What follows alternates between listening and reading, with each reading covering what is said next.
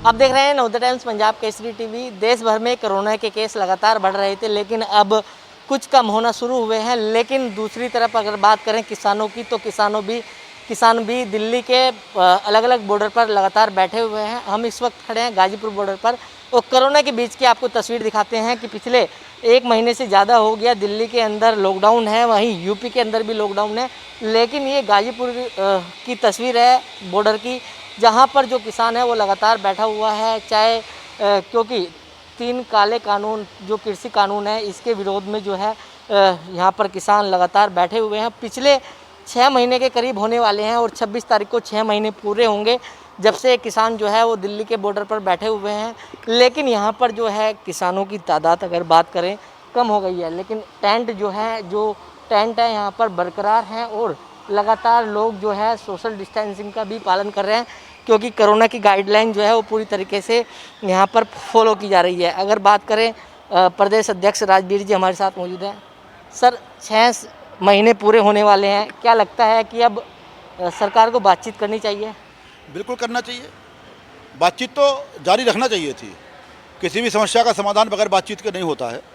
और हम लोगों ने जब सरकार ने हमको बुलाया, क्योंकि सरकार ही निश्चित करती रही कि कब बात होगी, जगह का, समय का और तारीख का निश्चय सरकार करती रही। और जब सरकार ने बुलाया, किसान गया और उसने अपनी बात रखी, बातचीत हुई और लगातार 11 दौर की वार्ता होती रही और सरकार को समझाया गया और सरकार की समझ में भी आया।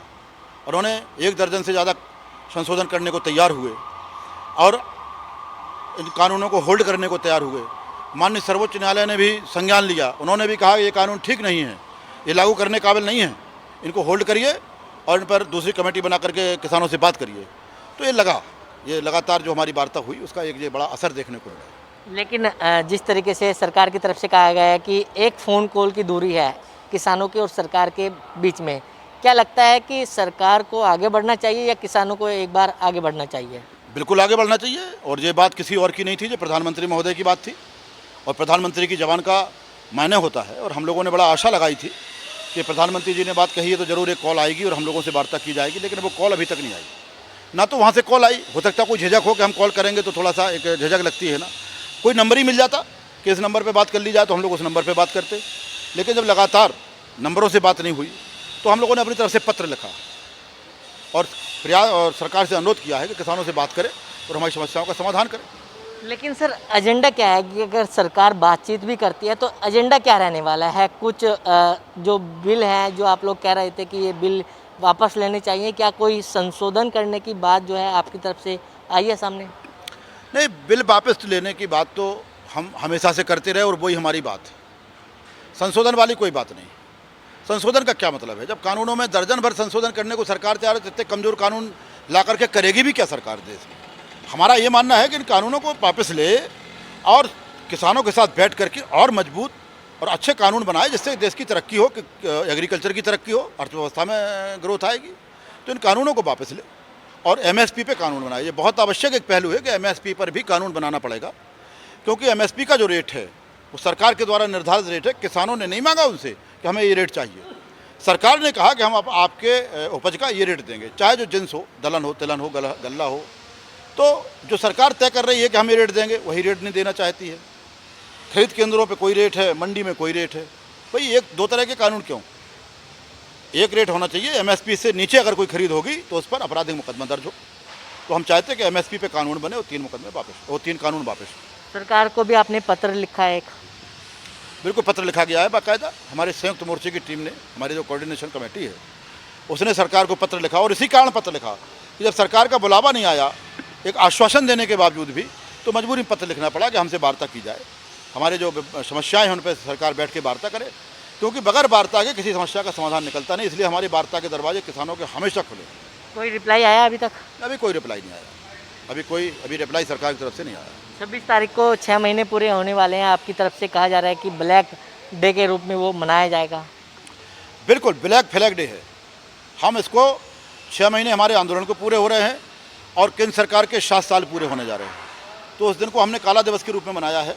गाड़ियों पर, मकानों पर काले झंडे लगेंगे, सब किसान काले रिबन बांधेंगे अपने बाहें पर और सरकार की पुतले फूंके जाएंगे।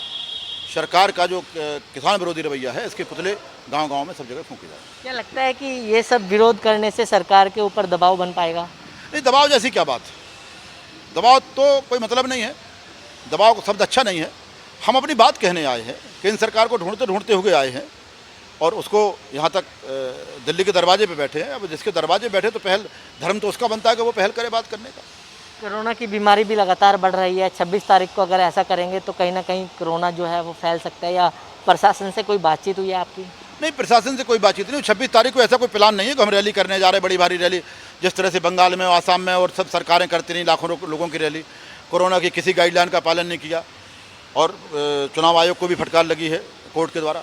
हम ऐसा कुछ करने नहीं जा रहे। हम वो कुछ नहीं करेंगे जिससे सरकार को बहाना मिले। झूठा बदनाम करना हो सरकार कर सकती है, सच में कुछ नहीं मिलेगा। हम लोग यहाँ पर कोरोना की गाइडलाइन के अनुसार जो लोग यहाँ रह रहे हैं वो यहाँ पर विरोध करेंगे और गांव-गांव में, इसीलिए गांव-गांव में रखा है। किसान जो जहाँ पर है अपने अपने गाँव में इसका विरोध प्रदर्शन करेगा, काला दिवस मनाएगा।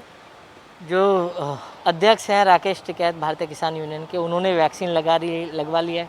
आप जितने भी लोग यहाँ बैठे हैं सबने वैक्सीन लगवा ली सर? हम लोग, हाँ, चौधरी साहब ने वैक्सीन लगवाई है, हमारे राष्ट्रीय प्रवक्ता आदरणीय राकेश टिकैत साहब ने।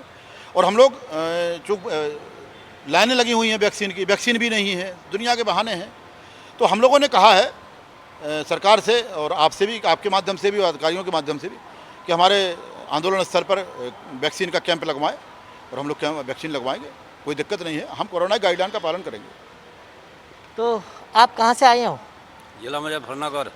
मुजफ्फरनगर से आप लोग पहुँचे हो, कितना समय हो गया यहाँ पर बैठे हुए? 6 महीने हो लिए।